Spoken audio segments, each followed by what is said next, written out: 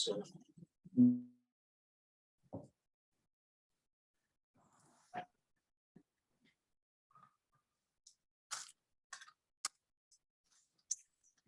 All right, so welcome everybody to the Historical Advisory of July 5th.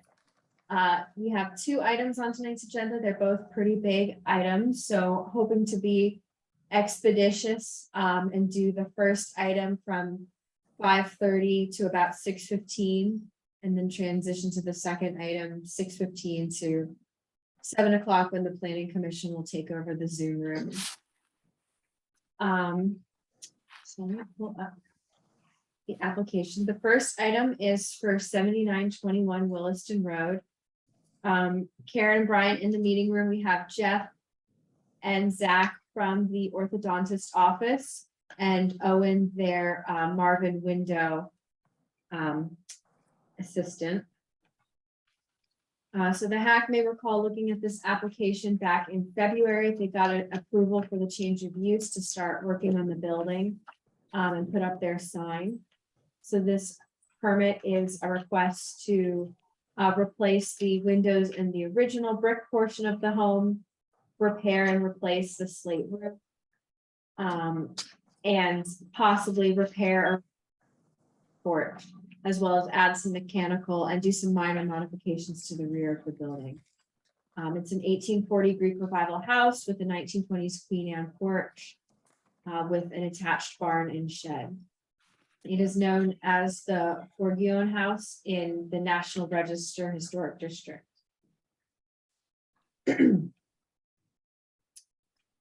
So our bylaw is fairly vague, but the standards about alterations and renovations primarily come down to do not obscure original materials, respect the original character and period of the building, do not try to modernize architectural features of a building, which is where our review will look at tonight. I broke up the review into the topic areas of the changes. So the first one being roof. In February, the HAAC recommended real or synthetic slate.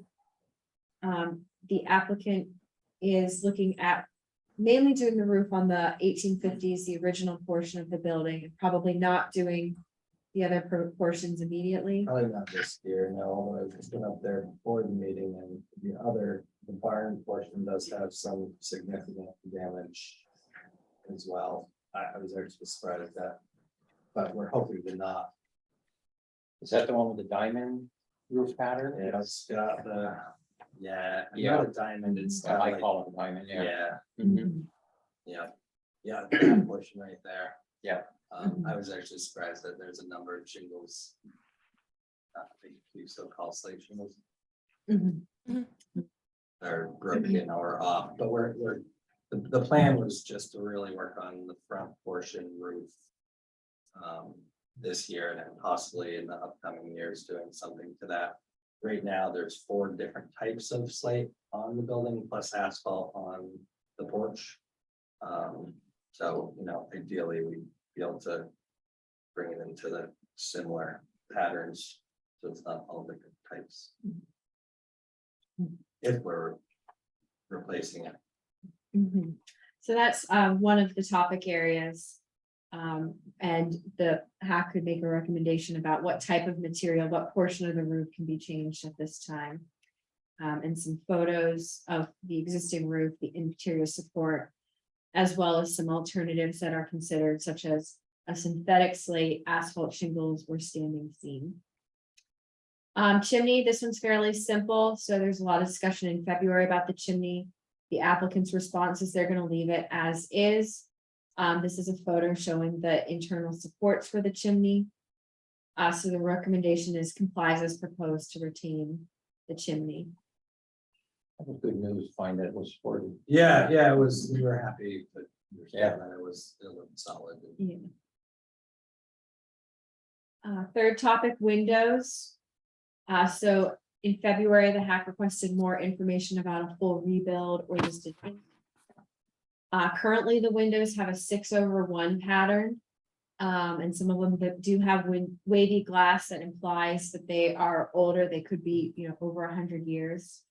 And And the HAAC recommended going from a 6/1 pattern to a 6/6. I think that could be up for discussion if you wanted to retain the existing pattern or go to the 6/6. Either would probably be in character with this structure.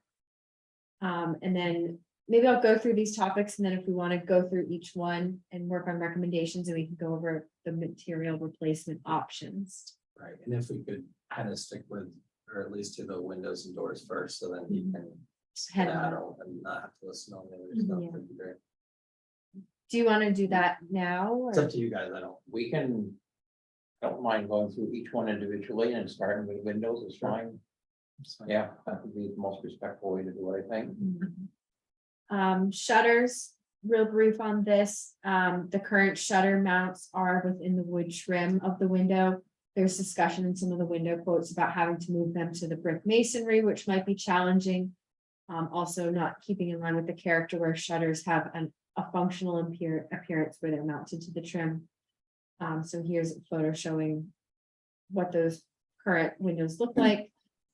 And for the HAAC to decide about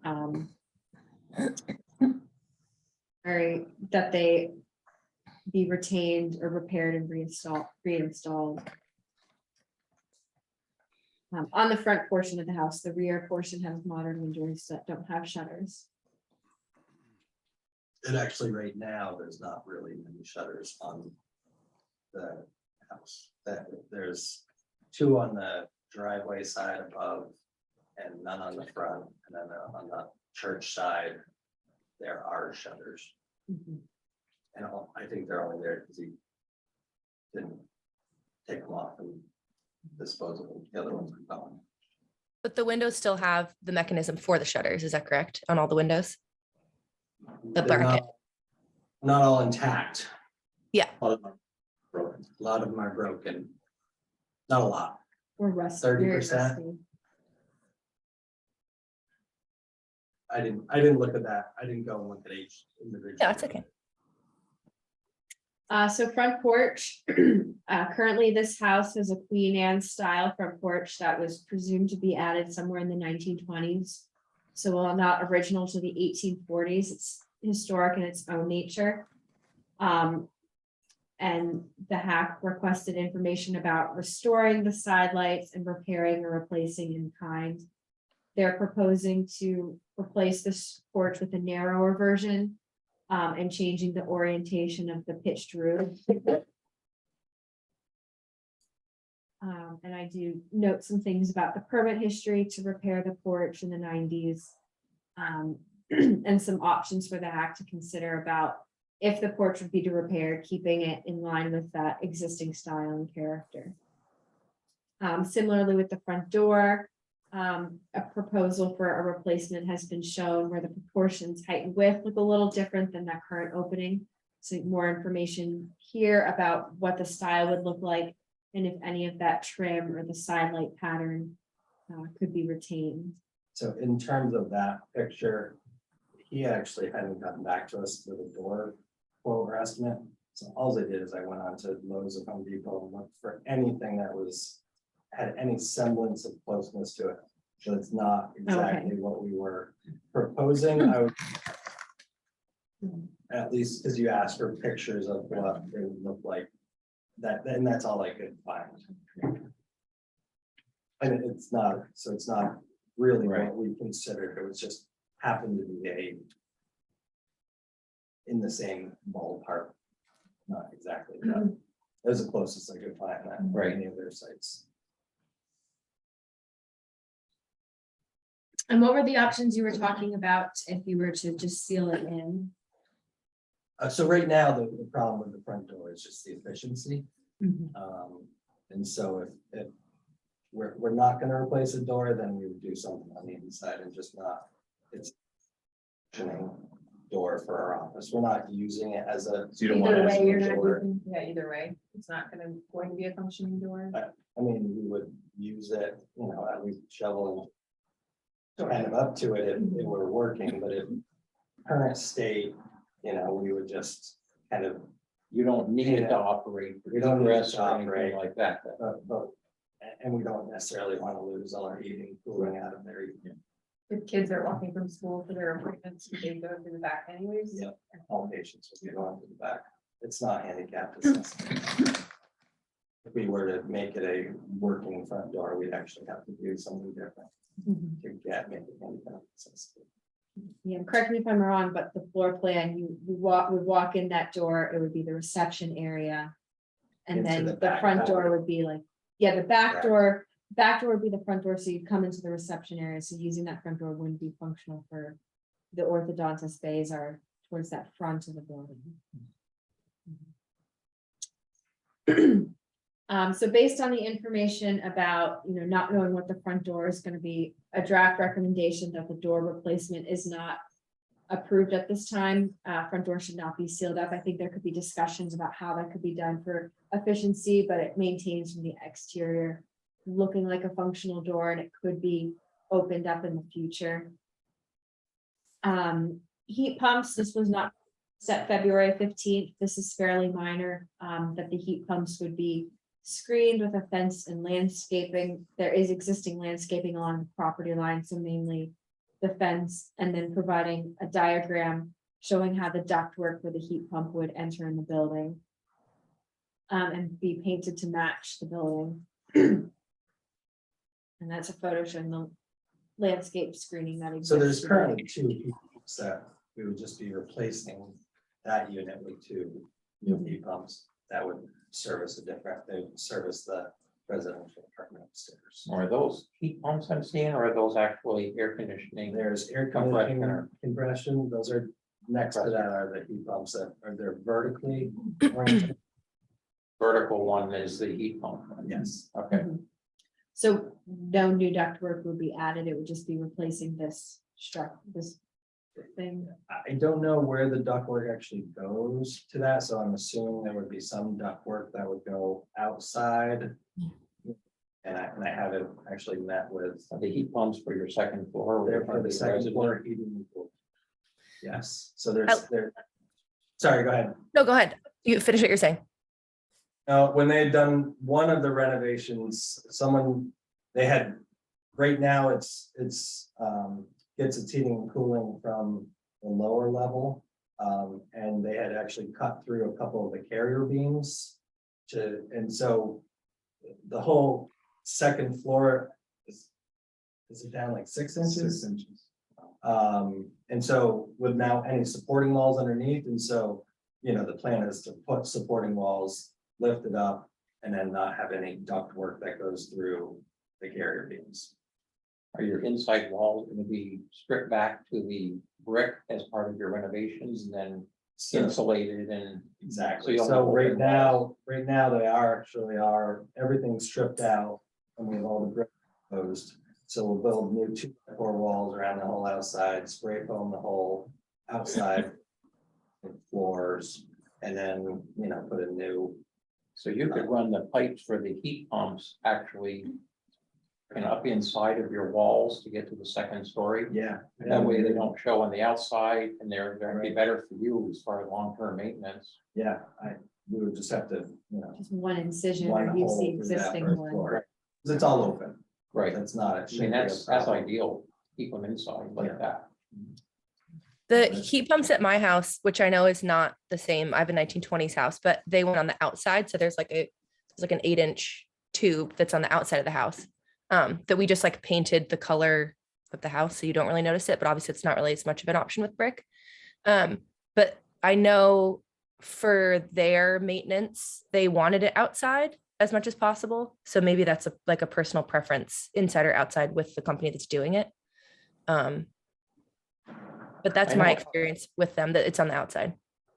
I know a couple of installers, and they, especially this would be considered new construction in their terms, because you can get inside, the pipes are.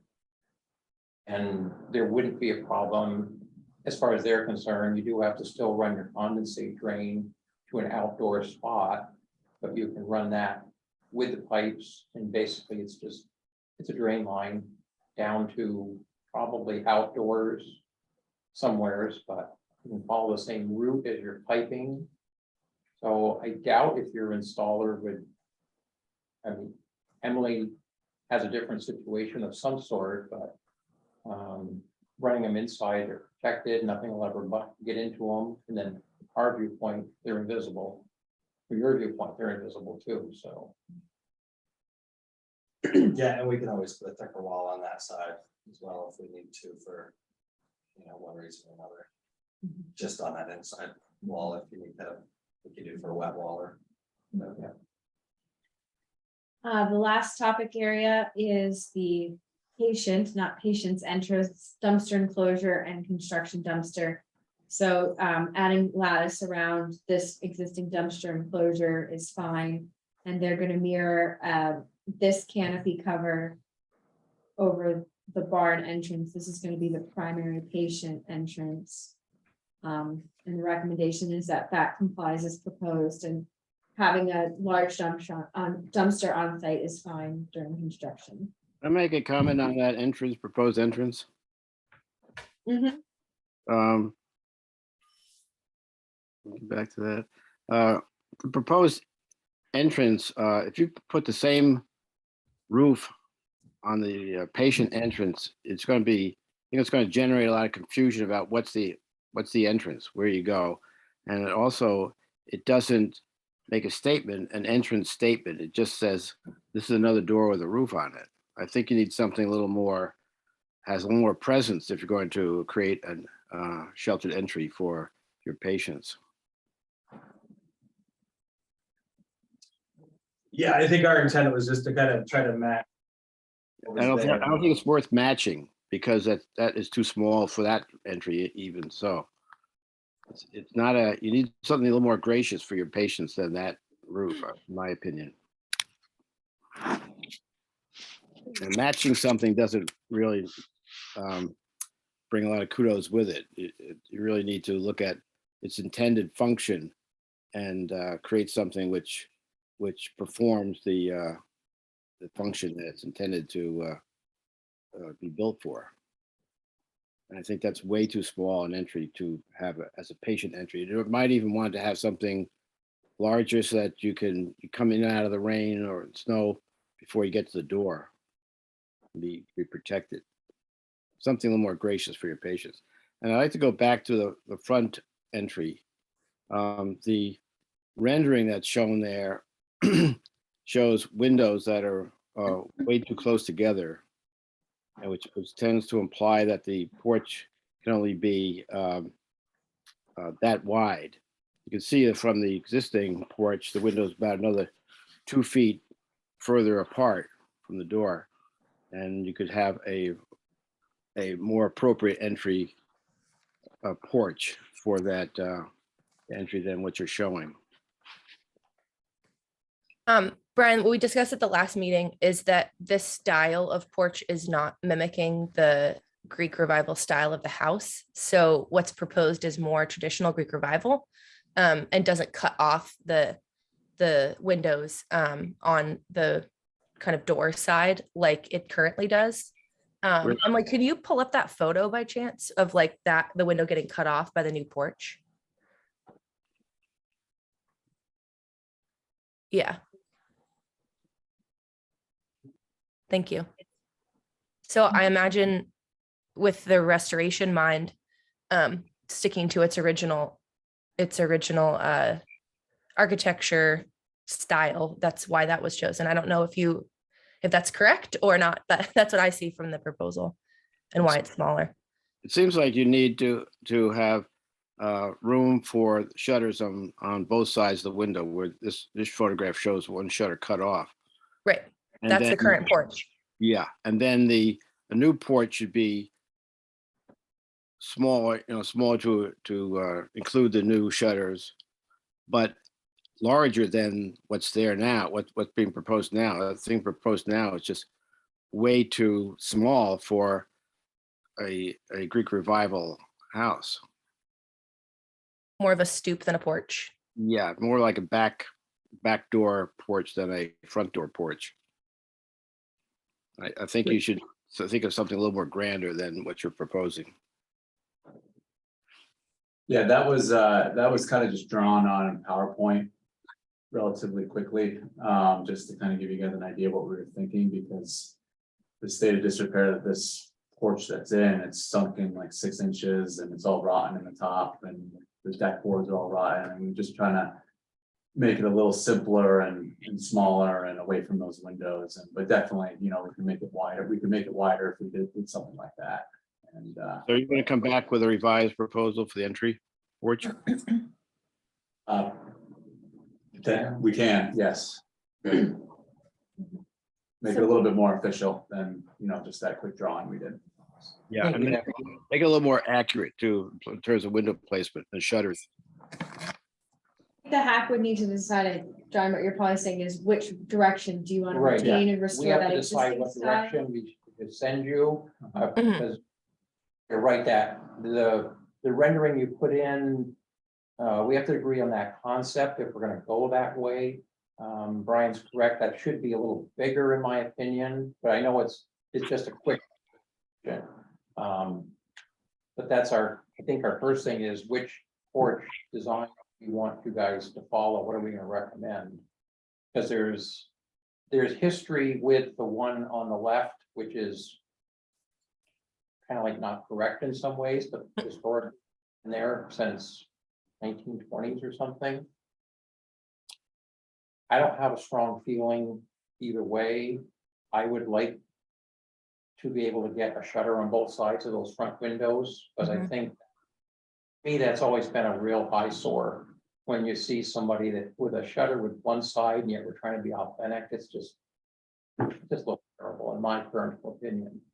I don't know what other people think, whether we would recommend accepting your proposal to get rid of that porch. What does the group kind of think? John, I agree with you.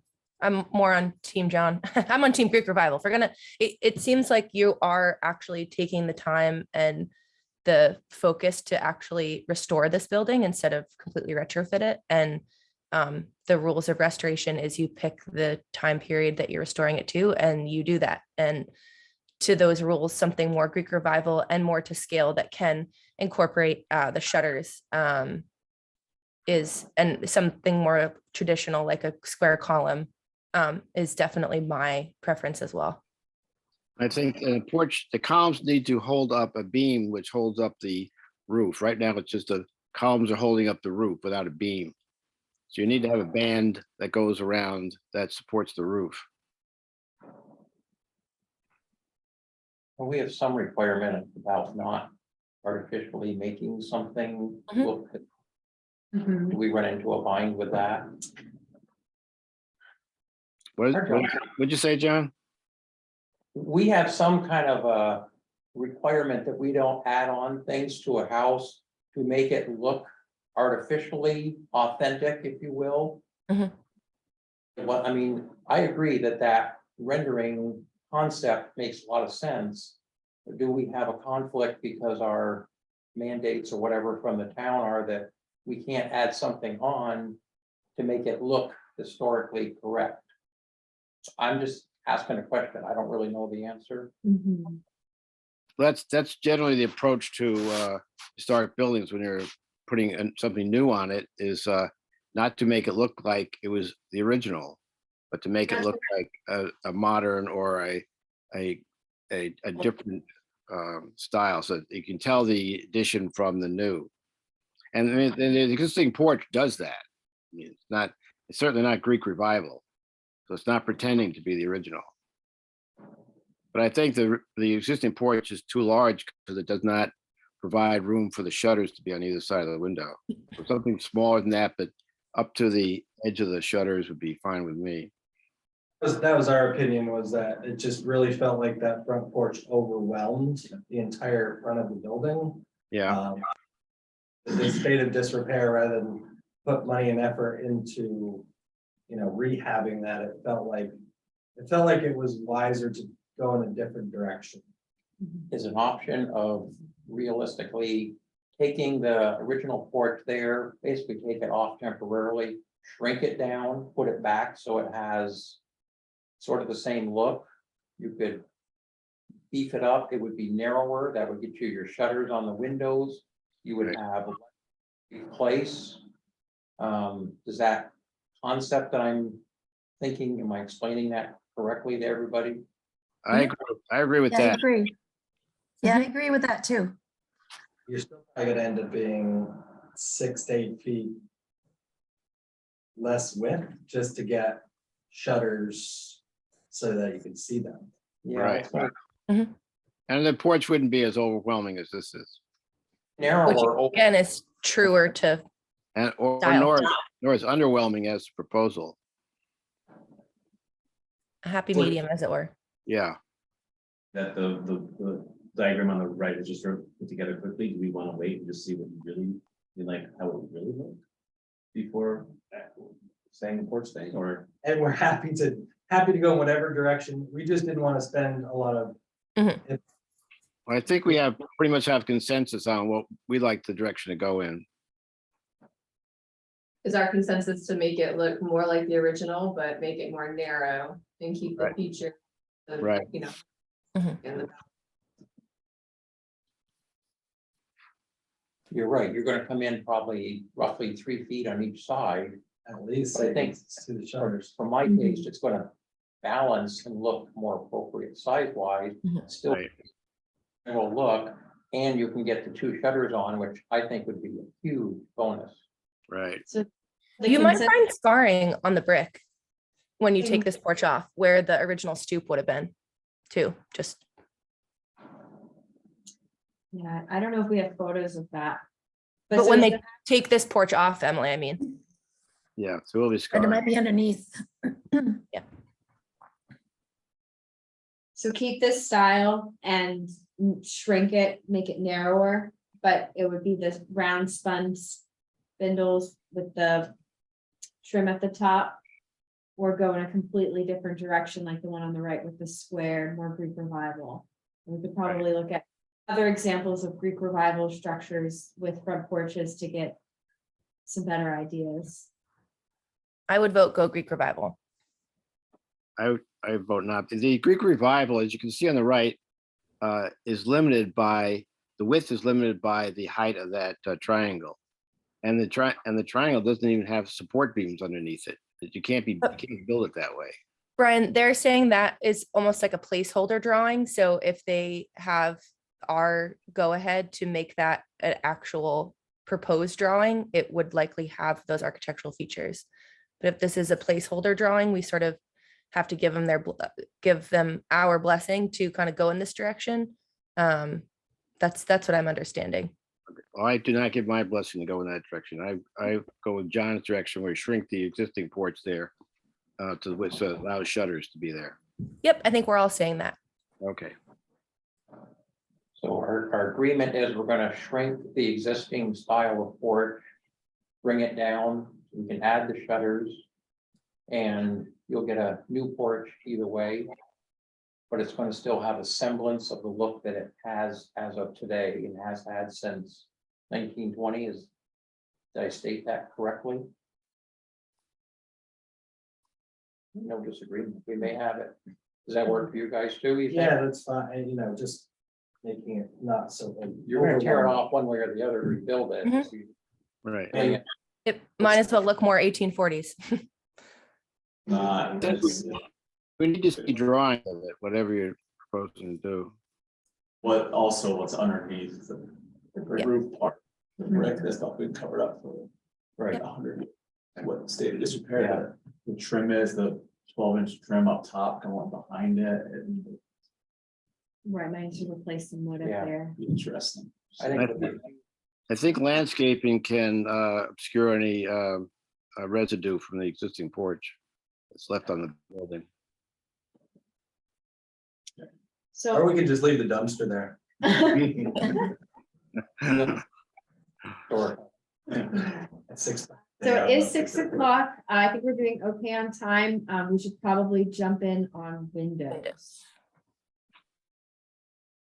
And so the reason we really would like to replace the windows versus rehab the windows is, the two biggest things are efficiency and function.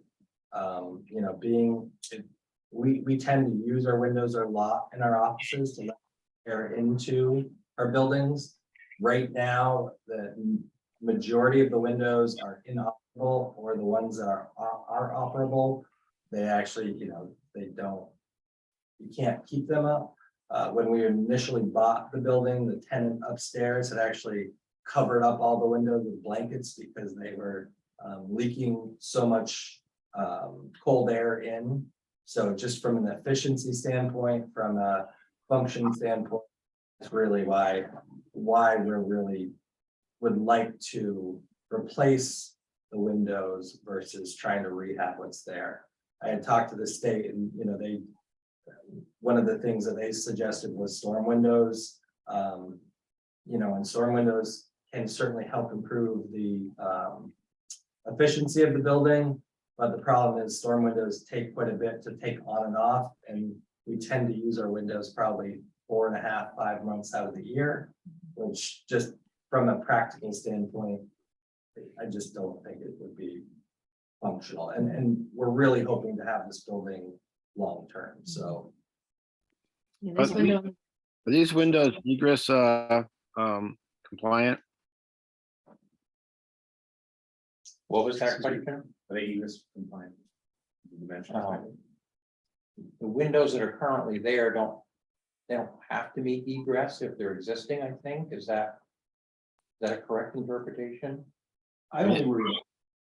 So if the old windows meet or not isn't anything I concerned myself with. Do I understand there's a residence upstairs? Their apartment. If we were to replace these windows with exact replacements, the upstairs windows in particular would not meet egress. Right. Egress, Right. because they don't have the square footage isn't big enough. Right. With the casing, if we remove the casing and have the window all the way, But then the opening plate is short. right, by 2 inches. But that's. For egress purposes, adding storm windows wouldn't work either, would it? Mm-mm.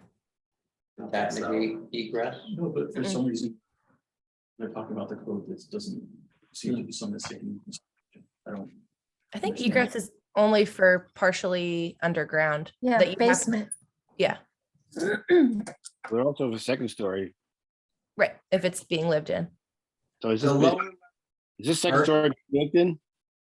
egress, it would just be the upper level that would have, you have your one means of egress from your stairwell going to the outside, but I don't know what the actual second, and we have a fire safety permit in, but we actually haven't heard from the fire marshal at all.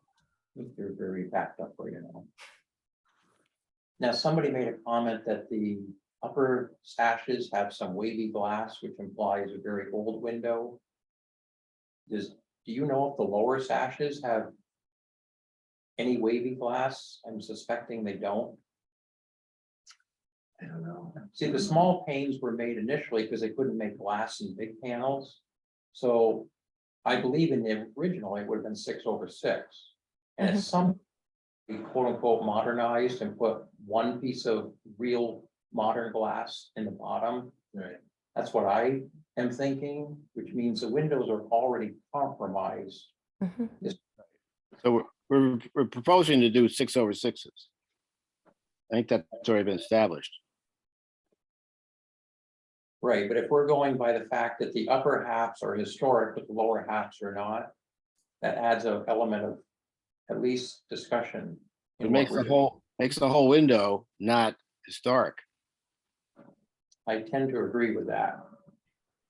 Not that I- Gentlemen, can you speak quickly to the proposed windows? Like what they look like, how much of the original window frame would leave? Are they inserts? I unfortunately don't remember from last time many details about that.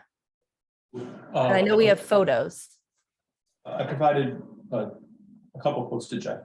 The one set had aluminum casing, extruded aluminum casing that was fairly close to that wood trim on the edge that the hinges for the shutters are attached to. The other one did not. So the way those would be installed is basically it's an aluminum clad wood window. I have a piece of one here. Unfortunately, I went running around looking for samples and didn't find anything exactly like what we're looking for. So this happens to be a tri-pane, which is not what I proposed. So if you take a look at it, it's a wood window. What we propose will have spacers between the bars. Tri-pane windows don't have it for a lot of reasons. And then this would be basically a through jam installation into the structure inside. And then on the outside of the aluminum, there would be a top joint between the aluminum and the brick. So that whole, everything that's white there is coming out. Is that, Yes, okay, Including the sills? That's not structurally, still the header. yeah. Or the very, then there's the very. okay, So that would stay. okay, So then. With the casing, I didn't have all the right pieces. Basically what happens is there's. The window would be delivered with something like that. So the window gets smaller to fit into that masonry opening. But you get closer to what you have there. What I actually proposed does not extend out the front like that. It does give you to attach the shutters. But it also means that you're much farther away, at least upstairs from the egress, because the whole windows are significantly smaller. Well, we've used in residences for second floor, we've actually used casement windows with mullions that replicate the thicker horizontal and the thinner mullions. So you can use casement windows for egress. And I did provide that to Jeff. So I don't know, of course, it's too small to really see on the camera, but Which one is that? so this is a new one I gave Jeff today, but it would have been Okay. the name of Egress it, option one. egress option one, so it's gonna be pretty similar. it was in our package that we received. Yeah, Okay. we have that. Okay, so what you're looking at, those windows that have the diagonal line, sort of a V, that V is pointing at the side of the hinges. Those are casement windows. How many windows are we looking at that would, is it 2 upstairs that would have to be? So there's 4 on each egress? side, 2 on the front, and then 1 in the dormer. So So 11 all total of them don't have to be egress, just, just the 4. is it 1 in each bedroom or something? Now, right now, so it's just an open space. Okay, because there was gonna be a 2-bedroom, didn't It will you? be a 2-bedroom. So you have to allow for, when you do have 2 bed, is that? I think that's how egress works, you have to have 1 in each bedroom. Yes. So be able to have Yeah, one they have- in each bedroom. Every room over 70 square feet has to have 2 ways to get out of it. One of those ways has to be to the exterior. Okay. So you're looking at 4 windows upstairs and potentially the one over the porch, is that? Correct.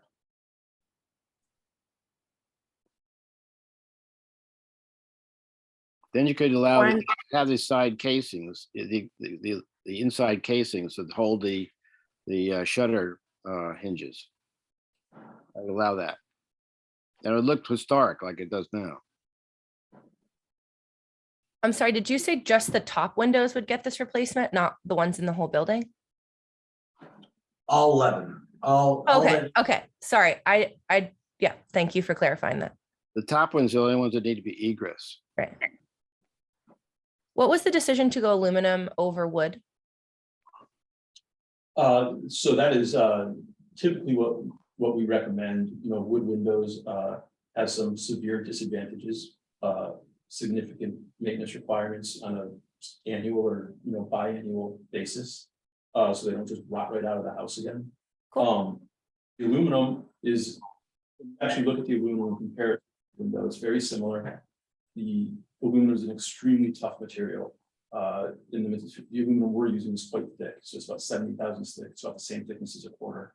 So it's not gonna be like easily dented or damaged. The Cool. paint we're using, the high tech, it's like an automotive paint. There are 3 levels of architectural finish on metal, and we're at the highest level, which is an AAMA 2605. What that means is that at the beach, horizontal in Florida, after 10 years, there's no visible change. So that's another reason to go with aluminum, is just for that durability. The other thing you get with, particularly with our aluminum windows, is that everything you can see from the outside is the same material. So everything's aging at the same rate. Same thing with the casing. It's all aluminum. It's the same paint on it. You're not gonna 5 years from now look at it and have 3 different colors on that window because something's faded. Or yellow or what have you. And your fiberglass, I think it's the Infinity line, that doesn't offer the outside casing options like your aluminum does. So Infinity can do a lot of that. It's not like a factory option. That's us doing magic tricks in our shop. But that also moves you away from having the same material across the entire outside of the window. You're gonna end up with aluminum casing in the fiberglass window. Okay, The other thing, with fiberglass window is they're not as architecturally correct. Yeah. So. yeah, I wasn't. So if you take a look at this rail at the bottom is significantly thicker than the stiles. The stiles are the vertical part. On all of our fiberglass windows, those are going to be the same way. So you get a little bit more glass, but that's really not what we're trying to do. Right. So this is going to be a much more traditional construction, proportionally. So theoretically, we could be looking at doing all the first floor with this option.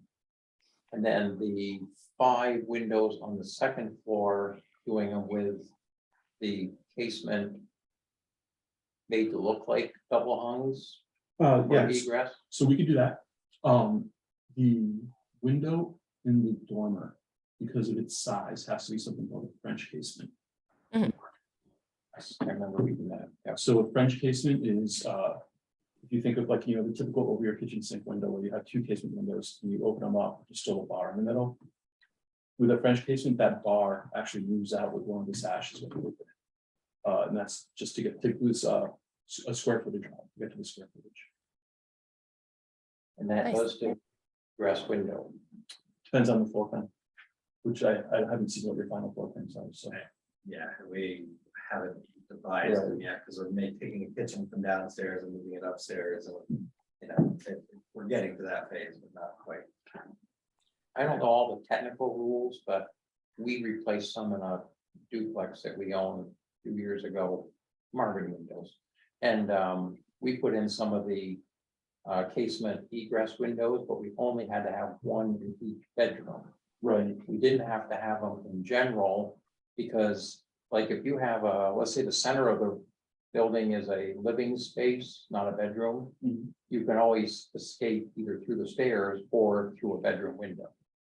So I'm guessing that you're not gonna have if you don't have a bedroom in the center using that big window, you could use a conventional window of some sort to make it look like that, not worry about the egress requirement for that one window. And just maybe have the 2 on each end be egress windows with your casement option. I don't love the casement option because it does look different. Mhm.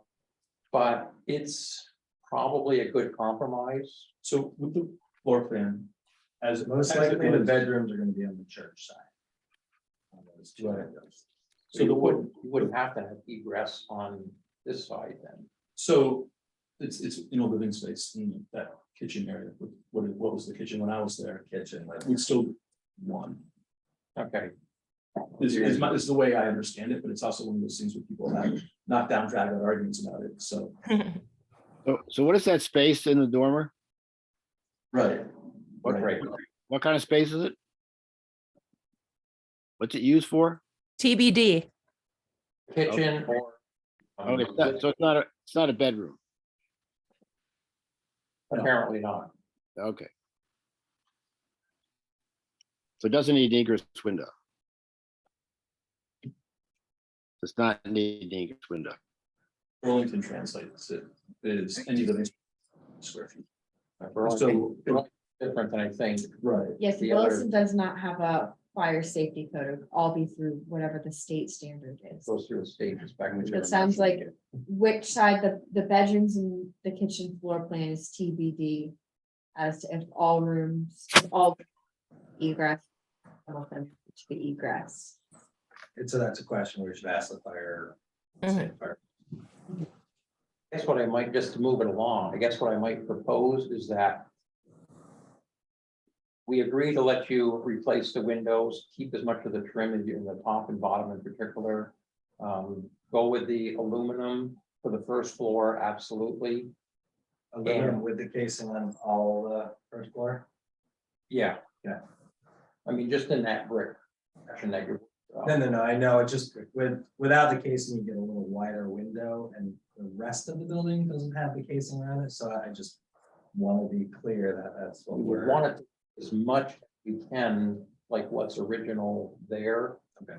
Does that make sense? Sure, no, of course. And what's uniform? I think that's important that the top windows look the same as the bottom windows because they currently do. Right. On the second floor, we would allow those casement egress windows where you need them. So if you don't need them on this side, that would be wonderful. Then you can go back with this one. And probably the one on the porch won't have to be egress. The other two in the far end are definitely gonna have to, but those are a little more discreet because they got trees and things to help hide them. This side here is more visible. So that would be kind of like if the inspectors will allow you to not have egress, we would prefer that. Mhm. It as a proposal that makes sense to everybody, including the HAAC. Mm-hmm. Yes, With casing. With casing. to With the make it- shutters. Yeah. With the shutters applied. Maintaining the shutter or at least a shutter mechanism, I don't know what that's called, I apologize, is important, and replacing the shutters on all windows that have them. just a point of information, this photograph shows a power coming in. Is that underground now? Looks just like it. Nope. Is it coming in underground now? No. Now. That's a current. That's what it looks like? Mm-hmm. So is there any chance of putting that underground? I would I doubt. don't think that'd be outside of the scope. of- Right, so our bylaw requires new structures to be connected to utilities underground. Because this is existing, it can stay above ground. If they voluntarily wanted to do that, they could, but it's something we can't require through this process. I think at the planning commission meeting, Chief had mentioned. Maybe Could we put that in as a recommendation? That would be for the transmission lines. Oh.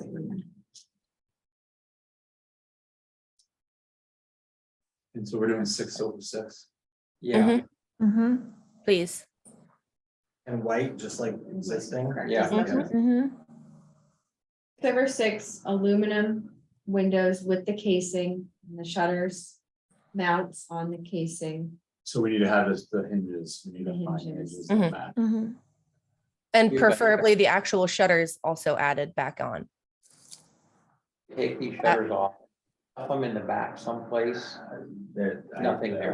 We're gonna be buying new shutters. Wait, I mean, I don't think this will be happening. And a place in Essex that sells replacement parts, which may be helpful. Can't remember And you want the sometimes. shutters to be green to match existing couple shutters that are left on there. Because the rear windows are green on the rest of the building. Yeah, those are the ones that are still on there on the church side of the building. Okay, I But guess- all the other windows in the building are green, except for these front ones, which are white. So you just wanna make So so the shutters would stay green, including your new one, that, The same color as the door, like to match the door. right? Okay. But the windows will be white. I do want to be mindful of time. It's 6:20. One last item is the roof. And the So door. So this proposal would be for the main portion of the structure. Do we want to do the door now? So that, I'm gonna set up. what's that? I'm setting up. Are Is we- he the door guy? He is the door guy too, yeah. You're the Oh, door guy okay. also. We'll catch you before you leave. if that's all I right. thought he was moving. So do you have a different proposal than the picture you quickly put in? So, I dropped the ball on this. I asked him some questions that he didn't answer back and then just fixed it. So I can get a door that's fairly similar in layout to that. I just started that process today. As far as like getting drawings of the door. So the side lights are gonna be similar proportions to what would have been skylight.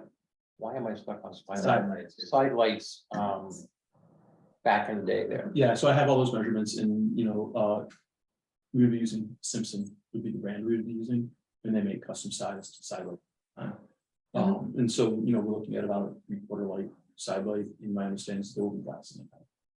I think that's. what- The existing condition Sure.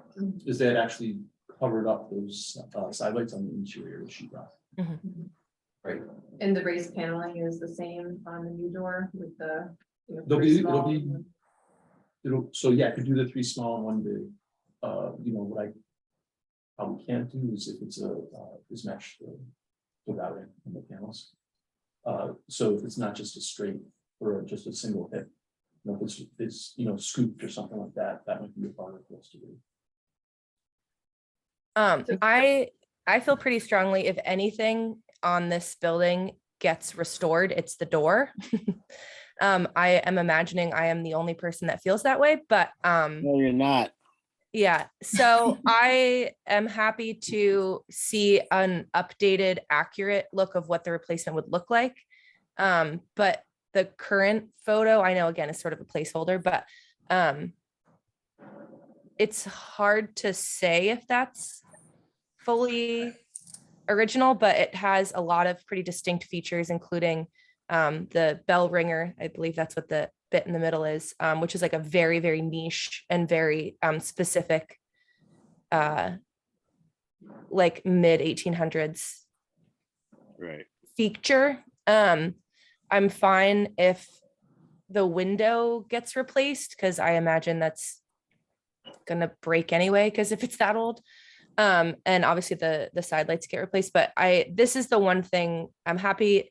New windows, new roof, do what you got to do, but something about it does have such distinct architectural features that I would like to see something from a preservationist and what they could do to restore it, make it functional. Again, I'm sorry that that's the one thing that I'm a little apprehensive about.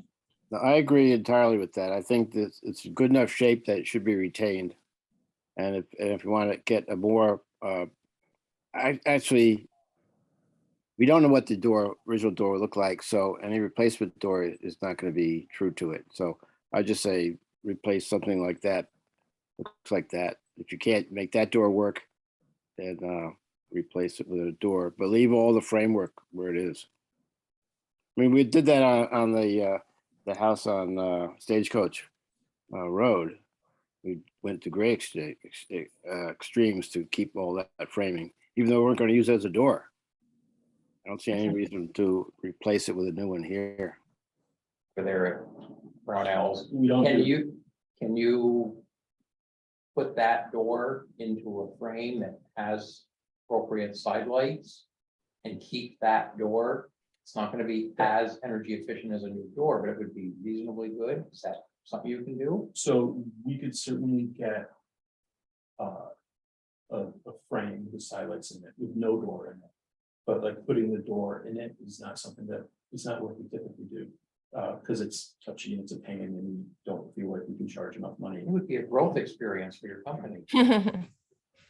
We have so many growth experiences right now that. So It's hard to make a profit.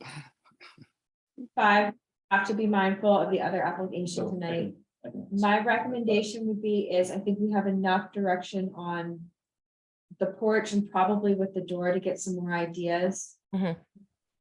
And come back to it at the August 2nd meeting. And do some more exploratory work between then. It'd be nice to be able to order windows because they are 20 weeks out and we're already talking Yeah. about being pretty close. So we really would like to be able to have the ability to order the windows if you can give us the direction. I think we're thumbs up on the windows. It's just the door that's Yeah. a question mark. That can carry on to the development review board and go to them for final approval. And then the door, the porch, the roof can be, a phase 2 that comes back on August 2nd, so we can get the window, like we did with the last application where we can get the window portion move forward and come back to these So other does that items. mean we can't start disassembling the roof prior to that? Because we're gonna be Do- running it. Do people have big, strong feelings against the roof? Because this could be a unanimous, just go do the roof. I'm fine with it. Is the, Well- what was the proposal? with the- Fine with what? So essentially we're planning on removing the slate that's there, removing all the underlayment, putting in new rafters, new ridge line support, put all new plywood down, new wet Underlayment. ice water shield. underlayment. And then we have time to do whatever. But we're gonna need to probably get started on that. We're not gonna be able to wait until September to get started. Yeah, on it. all that, regardless of what you put on top of it, so you can have the waterproof with the ice water shield or whatever that goes on, Right. it'll be waterproof, and I've actually spent the afternoon getting information on synthetic slate, maybe help you guys and help the look of the building. I know I read the info that you gave to Emily. Some of the numbers seem kind of strange, because I went and checked with a distributor today, and he said, doesn't make sense. So I don't know what your installer was. What he's looking One at, roofer that came and looked at it. right? Well, I do have some info, and I can write this up and I can send it to Emily, who can forward it to you. If that's helpful, you can actually take that information there if you would like. So is the HAAC's recommendation on the roof to do real slate or synthetic slate? Or is there preference for one over the other? I think Real- Emily, Real slate. Mark me down for real slate. We have it on the job right there. Yeah, but that slate is very old. By the time you take it off, there's not gonna be much that's worth saving. And that's what I was told by a couple of different Yeah. roofers that I talked to. They said the chance of saving the existing slate was. Slim They to said, Maybe I'm wrong, but I see people removing slate from old barns to resell all over the place. It's an industry. Small jobs. Barns, So, barn roofs, they're not small jobs. or synthetic, what is the recommendation to the DRB? I would go with either one. The synthetic should be cheaper and it's a lot lighter. Synthetic is roughly the same weight as asphalt shingles. and that, But since we're reconstructing the roof structure, it can be designed to hold slate. So that's not an issue. still felt like, given that it was lighter, given that, yes, we're gonna be re-supporting all the joists, but, they're spaced, I don't know, 39 inches apart. Yeah, When they put in the door, they had cut, that's why we had. Was they decided it was a great idea to cut those supports when they put in the dormer, so.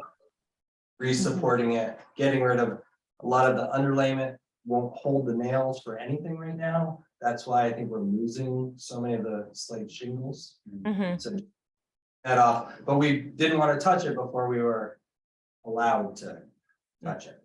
Are you taking all these roof beams off and putting new ones in? No, just Oh, we're sistering sistering them in new ones. Okay. In Yeah. between these. Getting rid of the efflorescence and putting fresh beans in there. No, so, and it's only gonna really be to the side of the brick, so we Yeah. don't have to. See the fascia outside of the whole building. Totally. And those could be made into trusses too, by putting diagonals in. Sister them up and support them as best we can. All of the restoration work, I don't think anyone has an issue with. It's just, as Emily said, what do we prefer, synthetic or slate, or don't care between the two? Is that correct, Emily? yeah, I would Okay. hate to see asphalt go on, to be honest. Well, I think we should just bar that to begin with. No asphalt. Should, And that's I'll fine. write this up and I'll get it to you just to help out. But at least you can go through and waterproof the roof, do all the structural work, Okay. and then whichever option we agree to at the next meeting, is that what we would do? Can we So I just think- agree to either synthetic Yeah. or real, and then that's it? Yeah, I think agree to that and that can get forwarded to the DRB. Yeah, Okay. The window recommendation and the roof recommendation to the DRB. And then the front door and porch can be a separate discussion. So I would say synthetic or real. Mhm. Is that, Mhm. that, Okay. Yeah, Yeah. agree. Real slate for the eight-piece portion of the roof. The other roofs will be a future discussion. And then the aluminum windows with the casing and the shutter mounts and shutters dark green. And the casements are okay for the egress. I thought I saw in a report, the earlier report, that slate roof is actually cheaper than synthetic. Is that true? What our guy quoted. that's not what the local supplier says, however, and that's not what the unit.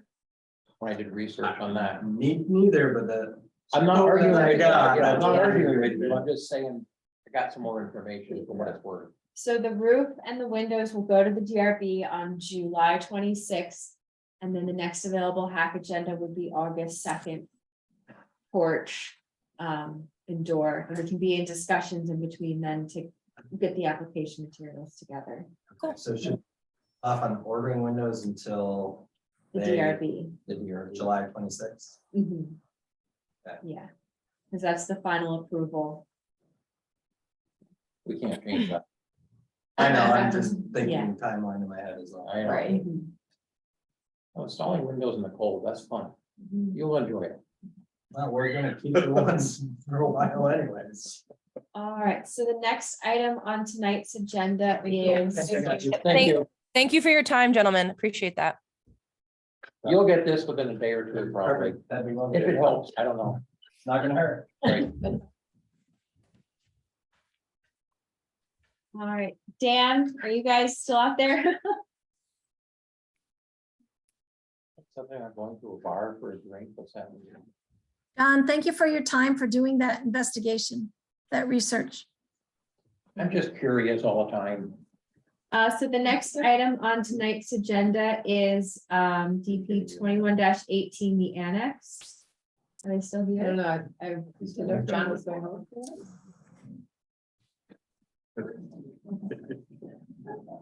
Did you get your window cleaned off?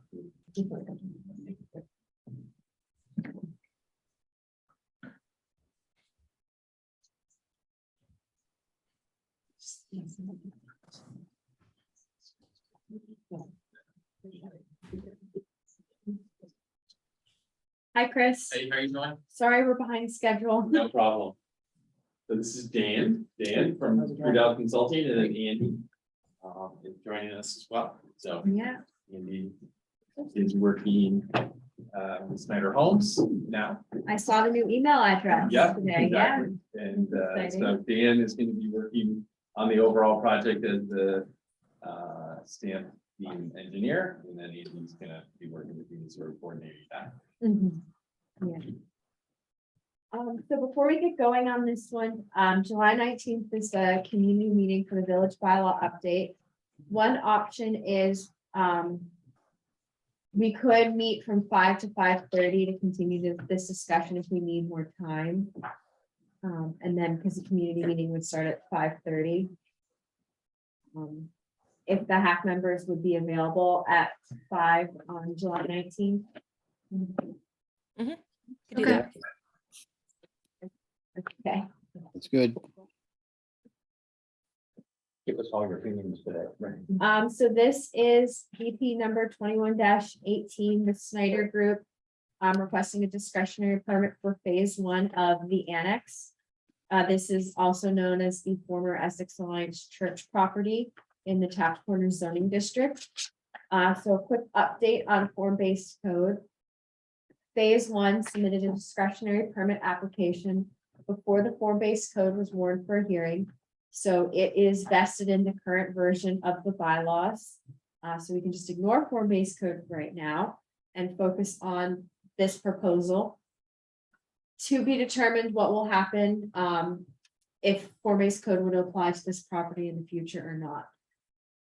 So they're proposing, to construct Alpine Drive and Beaudry Lane. And construct 2 apartment buildings, each with 66 units. Oh, sorry, I'm not screen sharing. That would help. There will be row homes, rear-loaded row homes along Eden Drive and Alpine Drive, and then there'll be carriage homes and duplexes along the perimeter. Are we only considering phase 1 at this meeting? Yep. Okay. We can think about overall the street and layout of the entire project. The architectural design and site-specific design is only for the phase 1 buildings.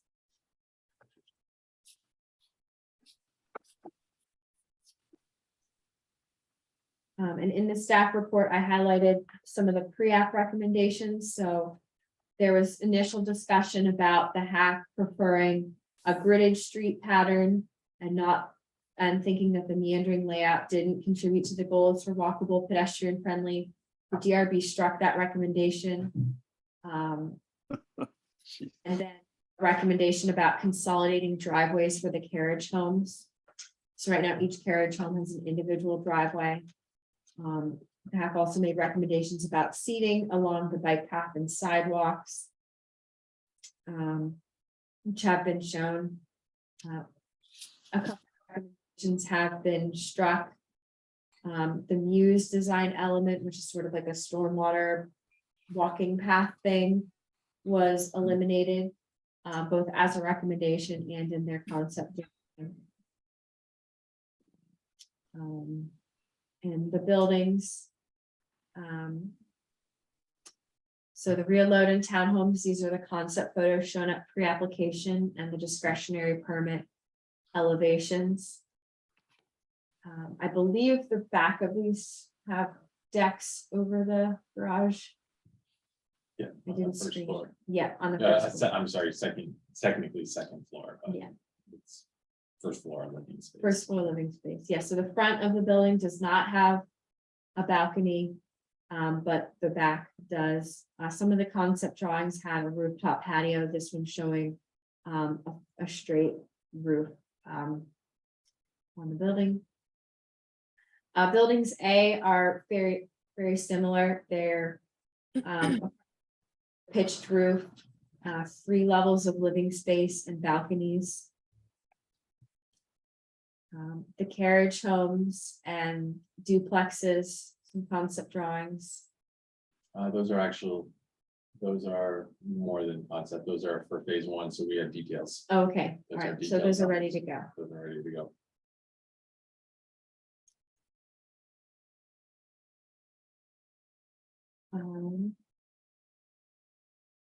And do you guys want to give a little Sure. overview? Perfect. Well, thank you very much for your time and appreciate it. As Emily described, we really have 2 phases. And so I think that's important to talk about what's in phase 1 and what's not in phase 1. Because we do have details for phase 1 and in that we have concepts for phase 2, but not as detailed components. And we've tried to do that both with the architectural plans, just so that it is clear as to what we're approving and what's not being done. So essentially, the roads infrastructure throughout the entire neighborhood is being proposed within phase 1. And what that does is creates the scenario where homes can be fronting and assigning like the address, how you're addressing the street. And so that was important for us to all have in phase 1. And then we also for phase 2, they all will we sort of planned that form-based code may have gotten adopted, and so we knew that, and so we sort of incorporated some of the components of form-based code in terms of access and driveways and those pieces, but in phase 2 that were going to meet the form-based code. So there's we kind of protected the overall project by making sure that the phase 1 design and the phase 2 sort of related to that. So as you guys can see here, you've got this roadway. This is Alpine Drive, this is Beaudry Lane, and then this is called Eden Lane. And so those infrastructure pieces are all in phase 1. This is not in phase 1, this crossroad. However, you can see we've provided access, backdoor access basically for the different types of homes off of this road, which would meet the form-based code approach. The other piece that we did want to talk about is that the park, which is on the north, I guess it's in the western mid-center block. We are proposing that be constructed within 1. And so the park includes a bike path. It includes this fingers of wetland areas and what will end up being stormwater areas in some uplands. And then there is some upland area in here.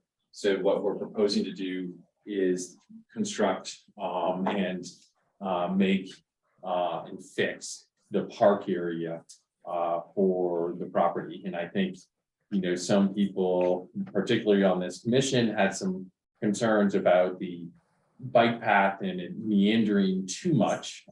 And the path is, and so it's a little bit more direct, although it still has some squiggles in it. It's avoid buffer and wetlands.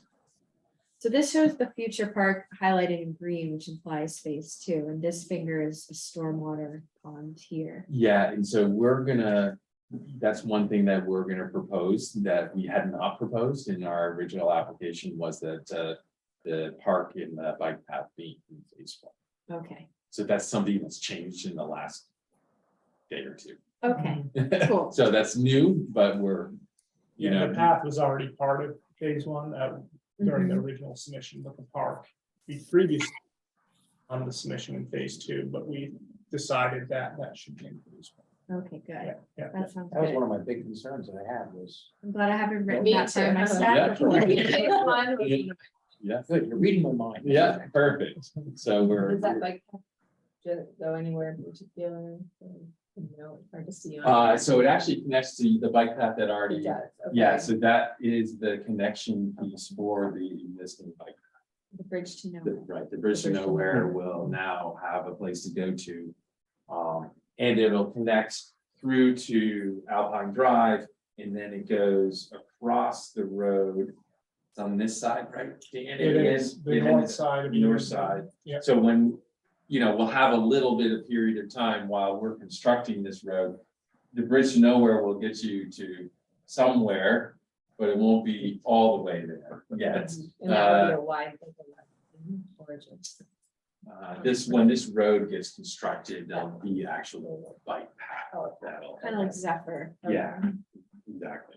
But that would be something that we would, it's all part of phase 1, but it wouldn't happen on day 1.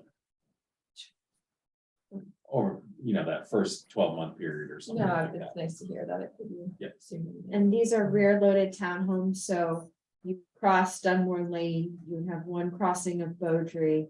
And then it would be uninterrupted until you get to essentially this alleyway access cross Alpine. So there's only a few conflict zones. Yeah, exactly. And then as you go further north, it's really, you're in a cross Beaudry Lane and that's it. So in terms of connectivity, we think it's pretty good. We realize that we do need to do some public art as part of sort of the park and the overall project, and we will finalize some artistic plans or sculpture for the DRB, you know, between preliminary and final. Or DP and final. And then I just, as you mentioned, Emily, you know, we have apartment buildings for architectural for phase one, we have apartment buildings, we have rear loaded townhomes, we have front loaded townhomes, and we have carriage homes. So everything that's in your application right now is stuff that is, those are detailed drawings that can be used for review during both the HAAC and for the DRB.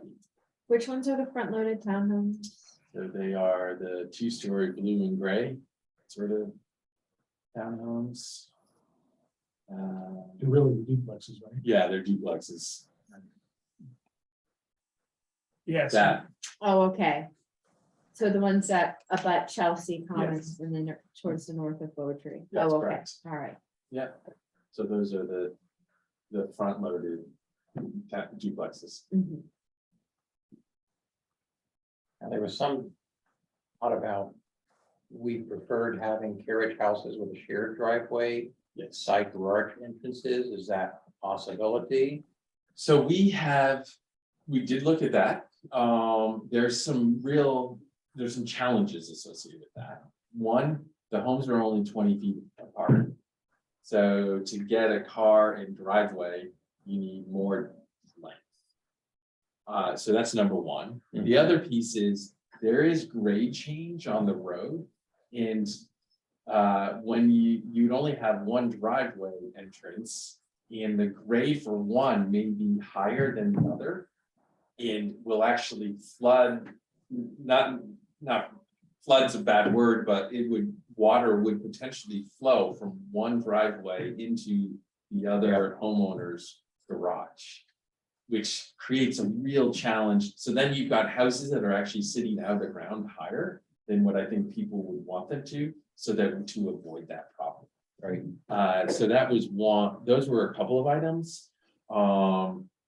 And we realized that the other piece is the bike path is really the piece that needs to be not interrupted by roadways or driveways. And so by locating the bike path where we have solved that problem. There's 4 or 5 crossings in total of driveways and of roads. Whereas if you go out along the outer ring where the carriage homes are, there would be a lot more of those. And so why not focus more of the traffic to the bike path and to the park area than going along the carriage homes? So we kind of said, it's a give and a take. You gain some things but at the same time, you know, if you live in a carriage home, you're still going to be able to connect to the bike path. You're just going to walk down that sidewalk that's in front of your home.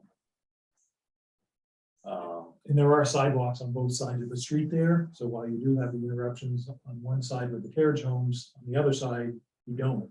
Because it's running along in front of the rear loaded townhomes. Here, there's a 12 sidewalk here, buildings, which will be in and a phase sidewalk 2. here. Mhm. So if you don't want to go where the driveways are, then But those you two go on the paths. other side and it's similar to the bike path where you don't have those kind of- I like the bike path this way better myself, but I don't use a bike, so I'm a terrible person to comment I on mean, it. it's safer for kids, you know. than Right. For families, for sure. It'd be better for the commuters, shorter trips. Yes. Mhm. So that was our answer to the changing the way the bike path worked was our answer to, okay, the question about the carriage homes. A question.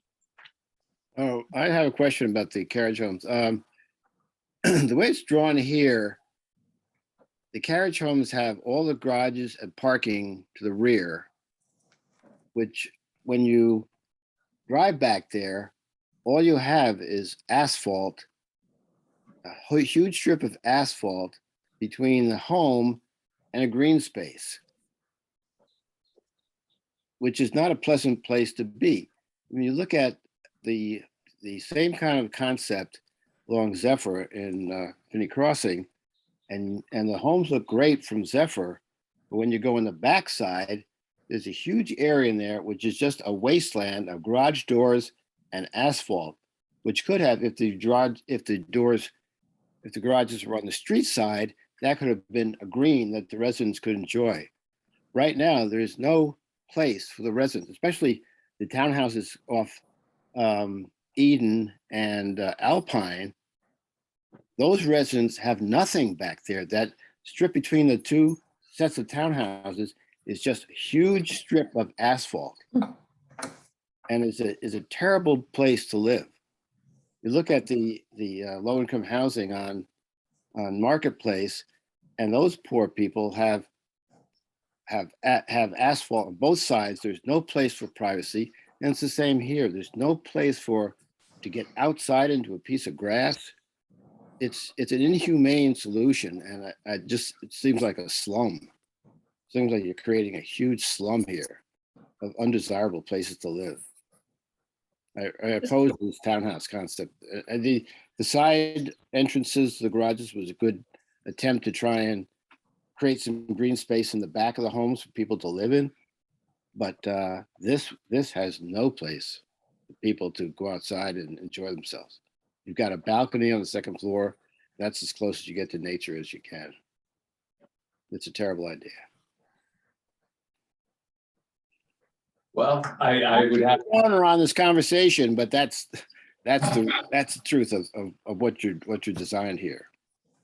But that's what form-based code sort of dictates as well. If you think about really what we're talking about in terms of these rear-loaded townhomes, that is form-based code layouts. That is what you're going to see. You're going to see the alleyways with garages in the back and the houses fronting on streets. So you're going to have streets in this entire growth center area that are going to have that all over the place. That's an inhumane result of form-based code.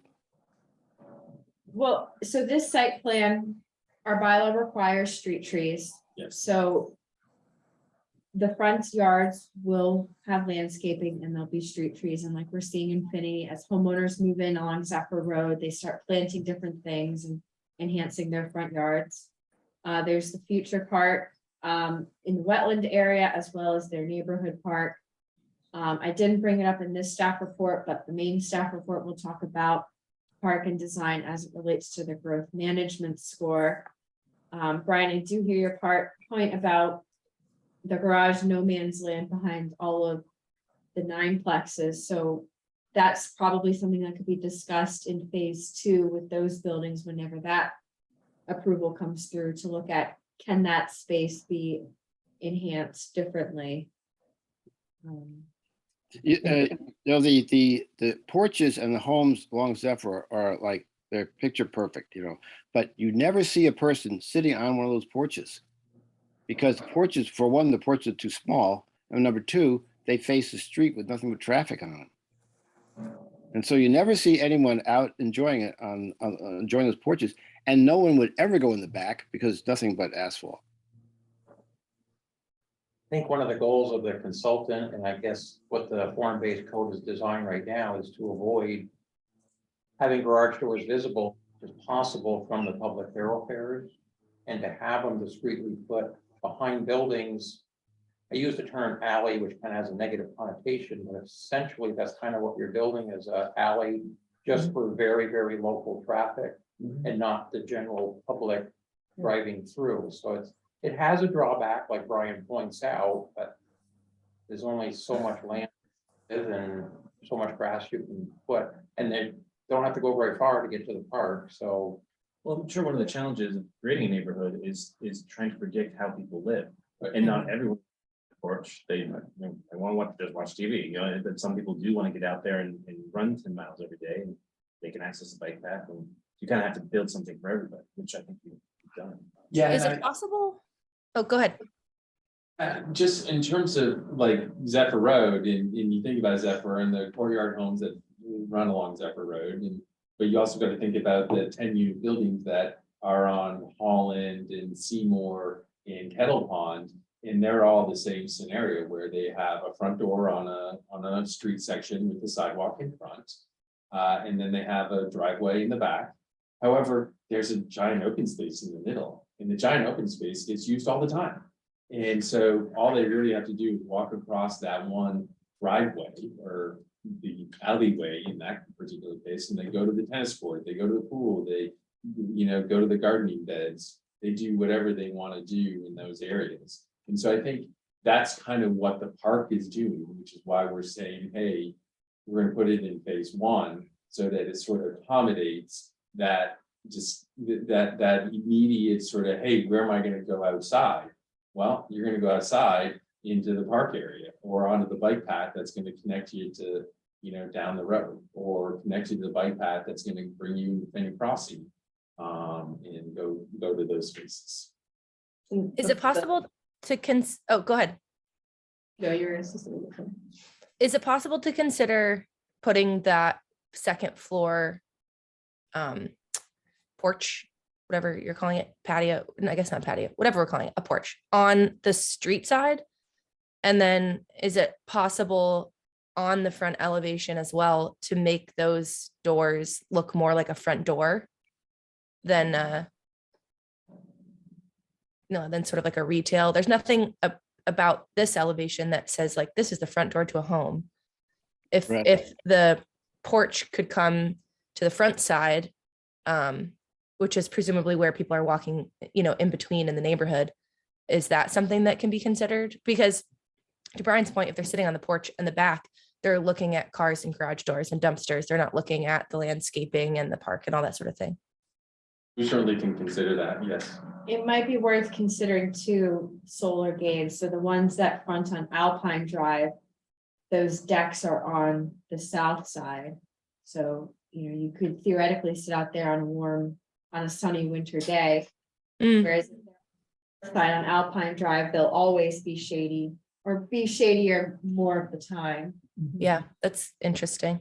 Yeah, If someone did want to grow a vegetable or plant or something, they could do that if it was on the backside.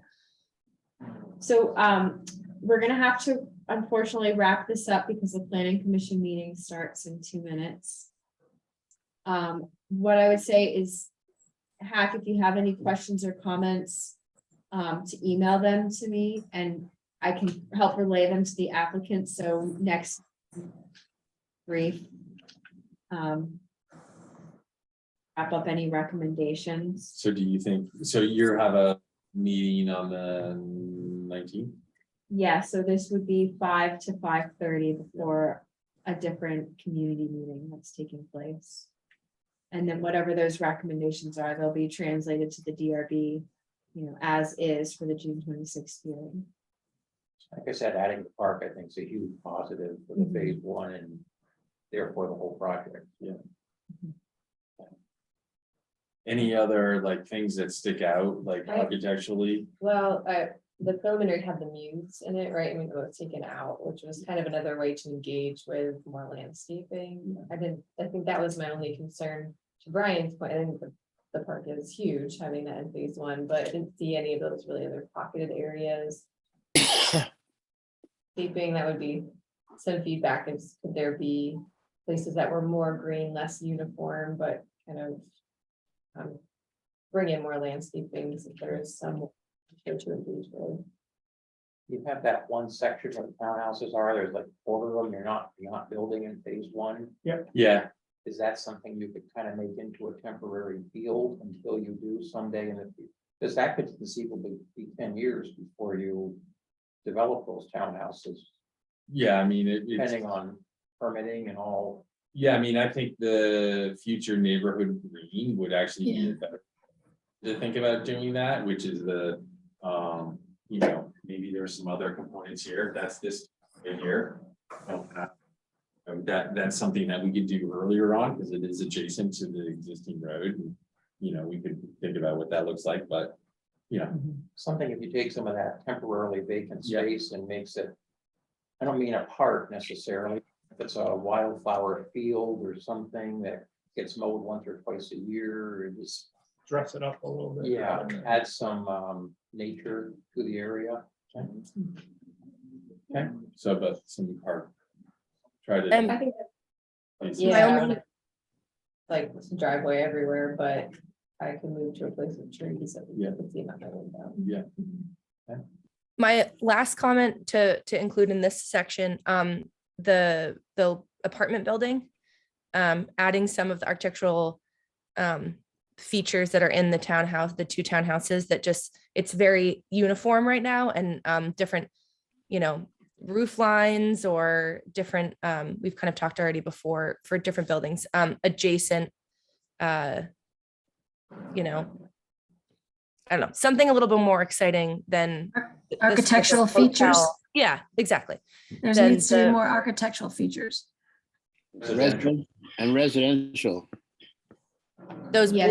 blue and gray buildings is what these right here. Those renderings don't, I have to say that when we saw them, I was like, okay, if we differently, it would look different, and you notice like the porches and some of the Mhm. detail over some of the roofs, and when you see it in that small scale, it doesn't really give the weight of what it is. So I think, because there are porches on all those that actually come off the building, which so that's a big difference, and those are real good architectural components. So I think Anything to the roof would be appreciated. Because this is the scale that people are going to see it from the road. So they're not, Yeah. The roof- something that's such a massive a building. about the roof, I think, right? Was it you? I can't remember, maybe it was somebody else, but it was the architect actually. I was like, that roof looks giant. And they're Yeah. like, actually, but the thing is, you're actually not gonna see most of it. It looks really giant in this one scale. But when you go and do a 3D rendering, and so maybe what I can do is work on a 3D rendering, and it actually changes what that really looks like. Yeah, I think the slope roof is, but it does look overbearing right now. Massive. Yeah. Yeah, from grade, it looks a lot different. The roof is hidden. All right, so we have to jump off Zoom because I think any moment Matt's gonna steal the Zoom away. Okay, Thank you, everybody, for your time. thank Yeah. you.